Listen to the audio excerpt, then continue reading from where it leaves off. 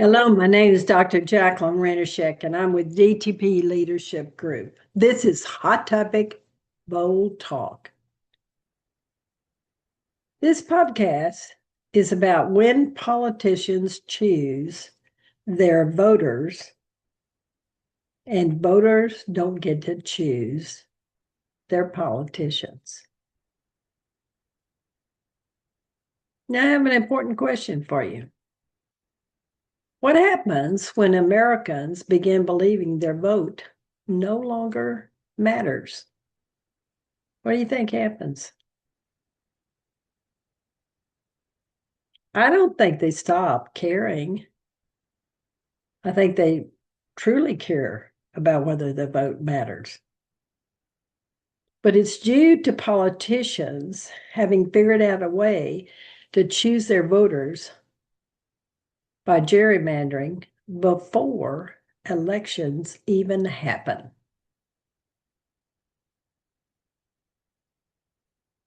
Now think about that. It's due to the fact that politicians have figured out how to choose their voters by the gerrymandering and redistricting before elections even happen. So today, I want to talk about something many Americans hear about, but I don't think fully understand. And I've read and I've written a lot of podcasts on it. But gerrymandering is something that people have a hard time imagining happening in America because we've always been taught that our vote really matters. And honestly, this may be one of the most dangerous issues facing our democracy right now. This issue is not really about maps. It's not even about politicians. It's not about politics. It's about power. It's about representation. It's about whether ordinary citizens still believe their votes matter. And maybe the biggest question of all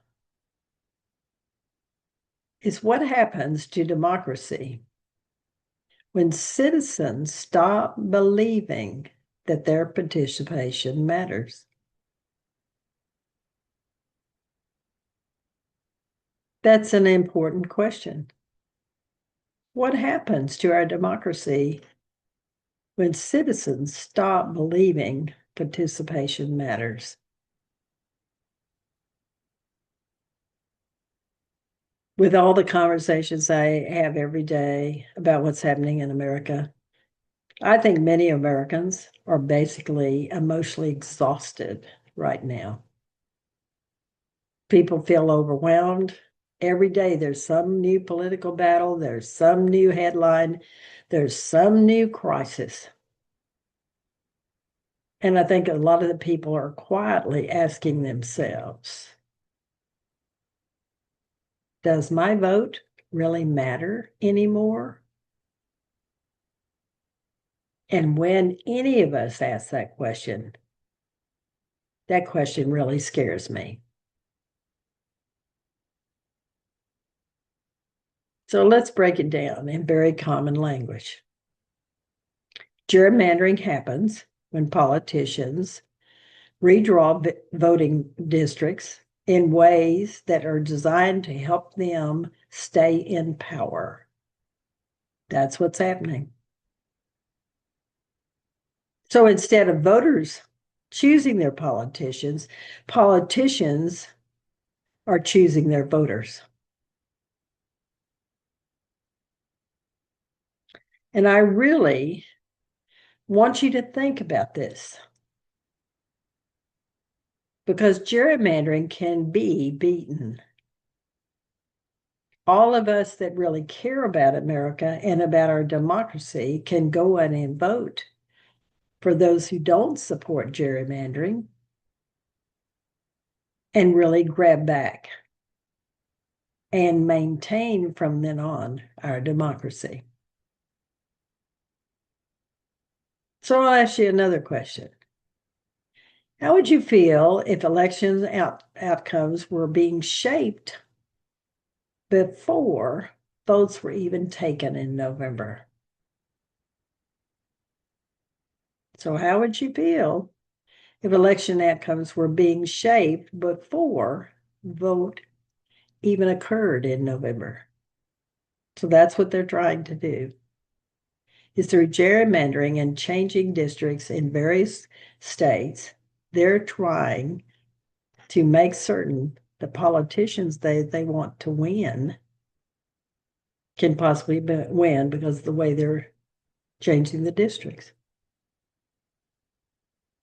Would you vote if your vote didn't matter?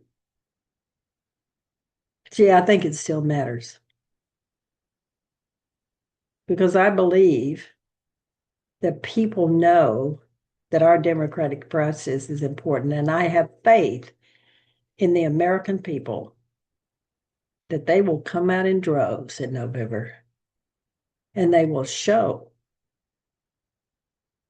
that those that come out and support our democracy are the ones they're going to elect. Now, I want you to ask yourself something honestly.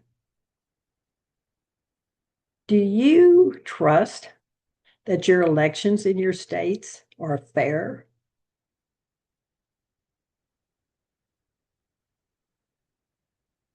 Now, I know elections are not perfect, but are they fair?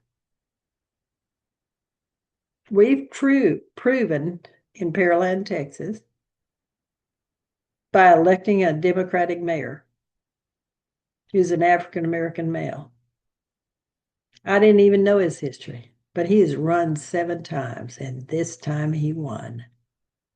His persistence and his qualifications are far above anything that's happened before.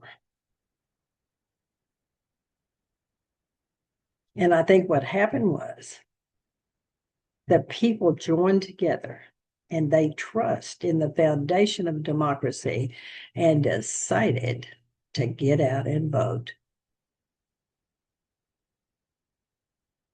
And so Quentin Wills is our new mayor. And it's important to vote in local elections. And I'm going to talk more about that in a moment.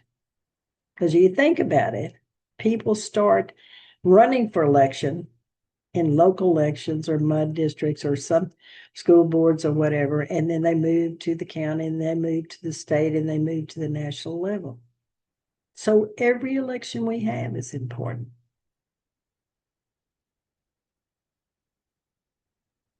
And in state after state, voting rights groups and democracy organizations are warning that district maps are being manipulated to protect political power.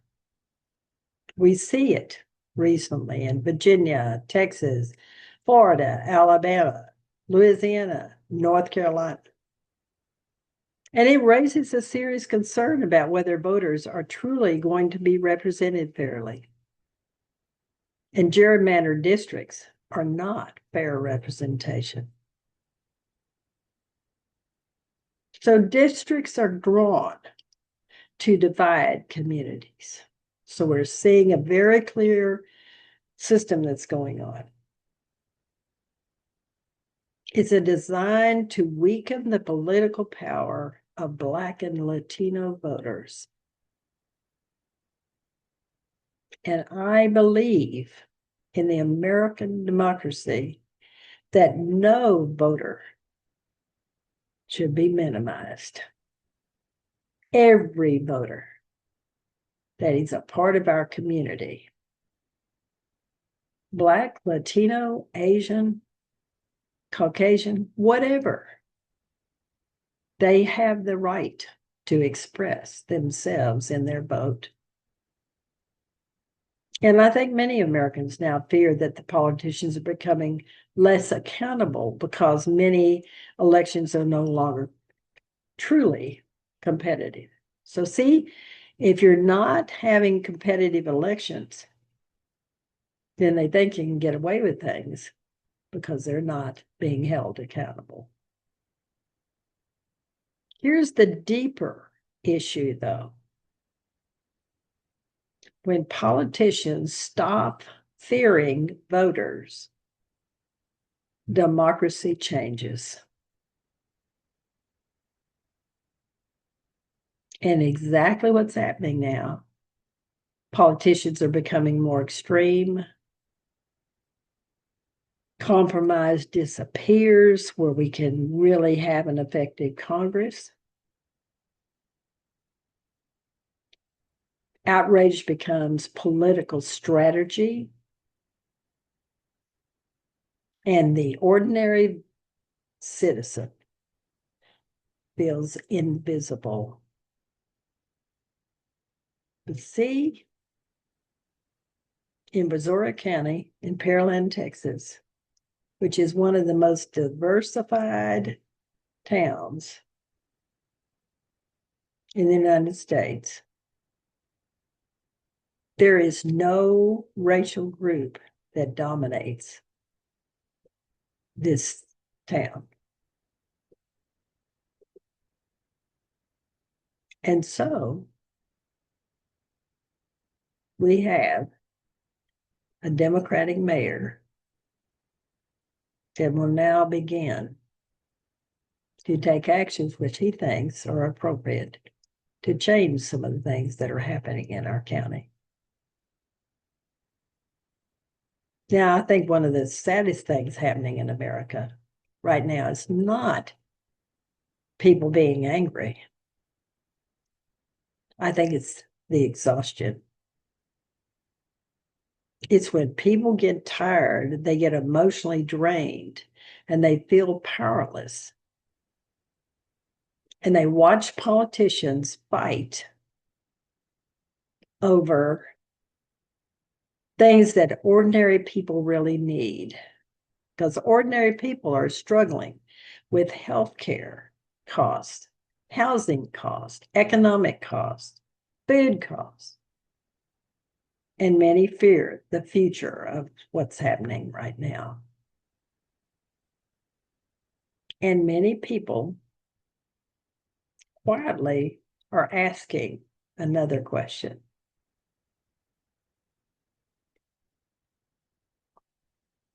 What's the point? What's the point of going and voting?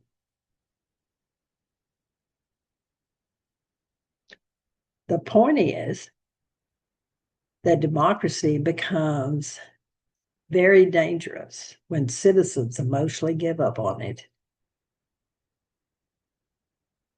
Not because of citizens they stop caring. It is due to caring, but it being in so much emotional pain that I think they say enough is enough. And when we say that out loud, that's when it becomes very dangerous. One of the hardest parts of this conversation is racial impact. For generations, Black Americans and Latinos and other groups and communities of color fought simply to have equal political voice in this country. And the Voting Rights Act of 1965, signed with President Johnson from Texas, gave each person the right to vote, to participate, and to matter.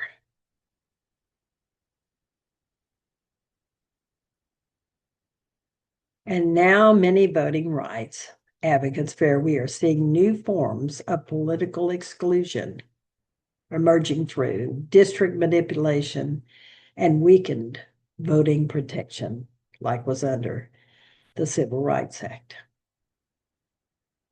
And this history matters. People have to remember when the voting rights were ignored prior to 1965. We lived in the America at that time the same as we're living now. So what does equal representation actually mean to you? Do you believe every community, no matter their color, should have equal political voice? And if not, if you don't believe that, then what happens to our democracy?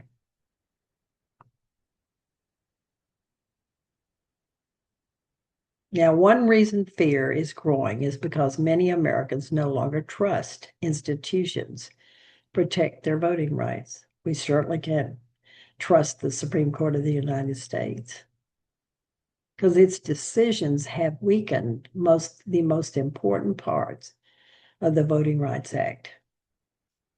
And you can be assured that many citizens in this country fear being abandoned. And when people lose trust in the institutions, they begin losing trust in our country.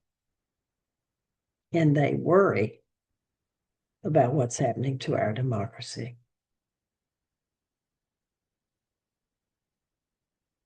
But I also want to say something. I do not believe democracy is dead at all.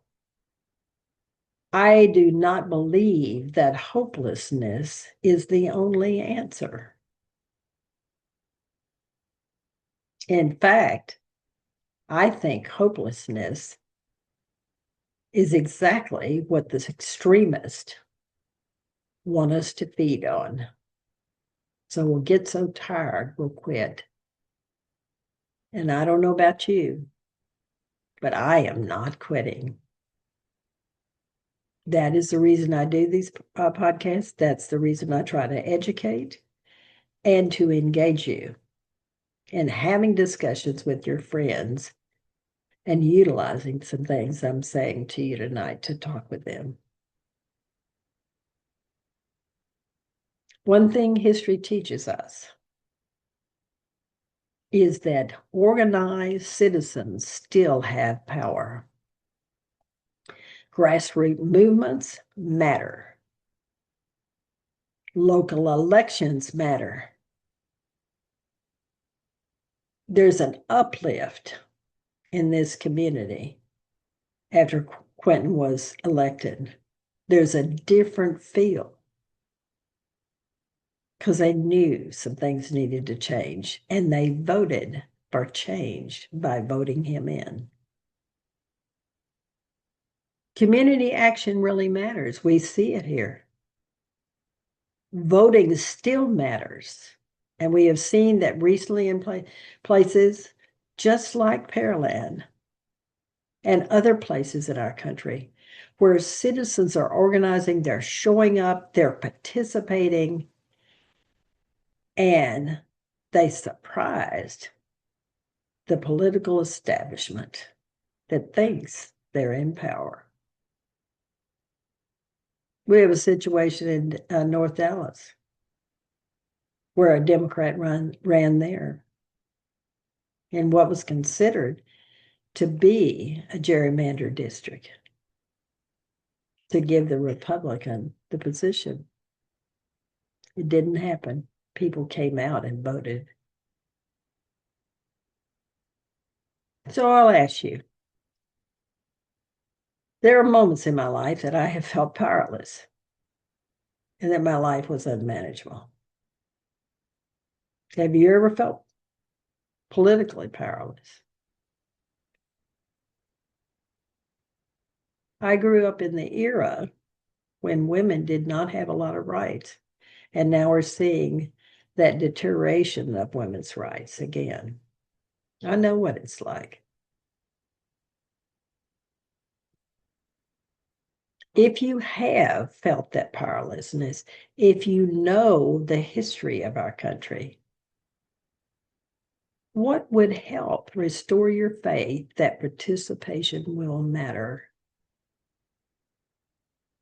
See, I think that is the most important question we can possibly have.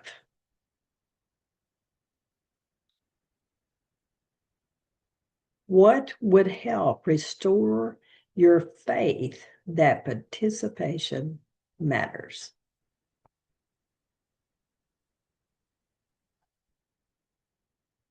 And this is the reason I want you to pay attention to local elections.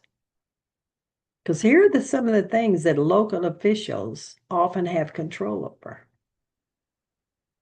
district maps, election laws, school funding, healthcare expansion, reproductive rights, environmental policies, and voting access.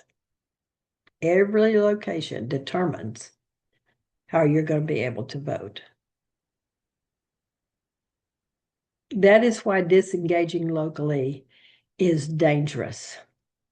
You need to get involved locally to see how you can help your community maintain democracy.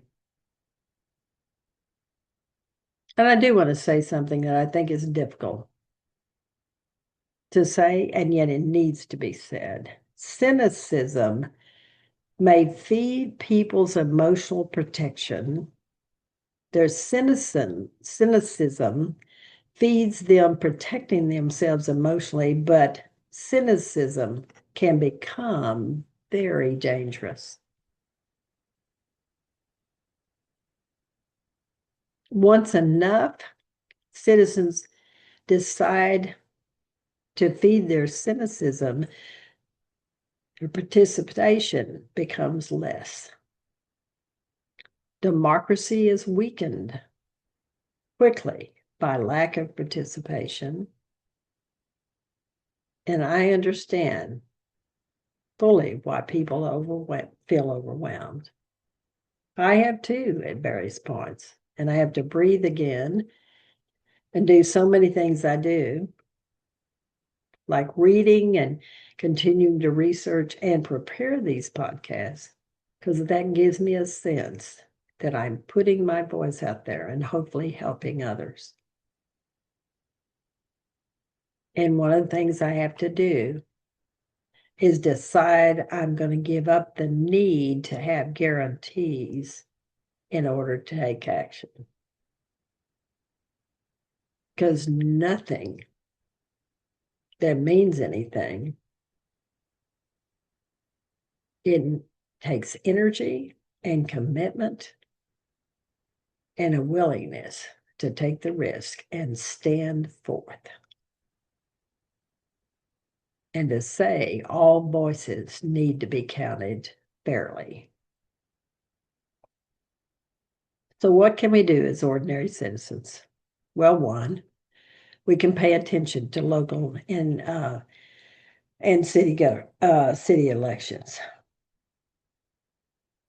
And one of the things I did, my spouse and I did when we moved here, we immediately got our voter registration.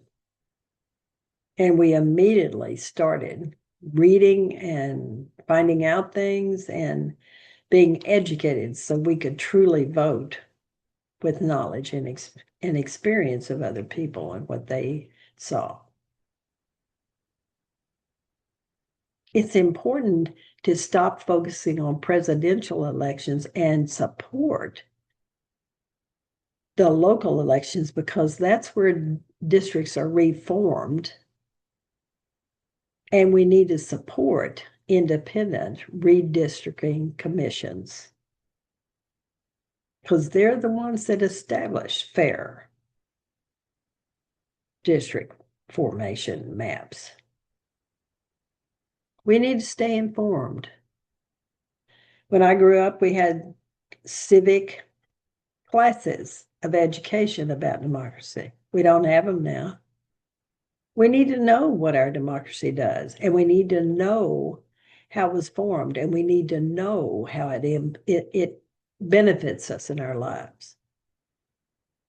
We need to have conversations with people and discussions. Democracy cannot survive if citizens stop talking to each other. So we need to stay engaged, even when we're exhausted. And honestly, I know that that is hard. But I truly think America is standing in one of the greatest crossroads it's had in a long time. We're deciding whether we still believe democracy belongs to ordinary people. We are deciding whether equal representation still matters, and we are deciding whether fear and exhaustion will silence our participation, or whether citizens will stay engaged any way possible. And maybe the biggest question for all of us, and the one that drives me forward, is what kind of democracy do I want to leave the next generations? And I do not want to leave what is happening now. I want a fair representation. I want people to stand with democracy and vote.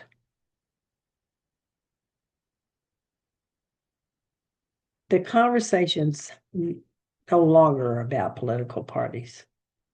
It is whether Americans still believe their voice matters.